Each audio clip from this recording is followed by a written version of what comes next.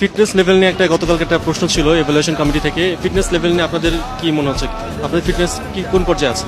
আমি ভালো আছি, ফিটনেস ভালো আছে, সব ভালো আছে। হচ্ছে আপনাদের কাছ থেকে কি কি দেখতে চাচ্ছে, কি কি মানে ওনার চাহিদা কি? লাইক পাসিং দেখতে চাচ্ছে, তারপর লিডারশিপ, লাইক আমরা কিভাবে like of the ball movement করি, then like individual work, team work, then communication. আগের দিন বাফুফের কার্যনির্বাহী সদস্য সাইদ হাসান কানন রীতিমতো তোলপাড় ফেলে দেন এক মন্তব্যে। প্রবাসী ফুটবলারদের ফিটনেস নাকি ঘাটতি আছে। ফুটবল সেন্স খুব ভালো আমার মনে হয়েছে, কিন্তু ফিটনেসের ব্যাপারটা একটু ঘাটতি মনে হয়। ফিজিক্যাল কন্ডিশন খুব একটা ভালো মনে হয়নি। এ নিয়েও প্রশ্ন করা হয় ফুটবলারদের, আসলেই কি তারা প্রস্তুত না হয়ে এসেছেন? এটাই কিছু কিছু জন্য শিখতে আছে।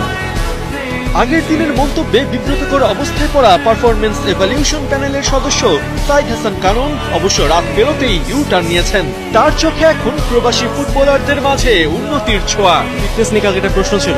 ইমপ্রুভ করছে আজকে, ওরা টায়ার্ড ছিল। বলছি তো, আমি প্রথম থেকে বলছি যে ওরা টায়ার্ড ছিল। প্রথম দিন এনভায়রনমেন্ট, গরম, সব কিছু মিলিয়ে কালকে থেকে আজকে ইমপ্রুভ করতে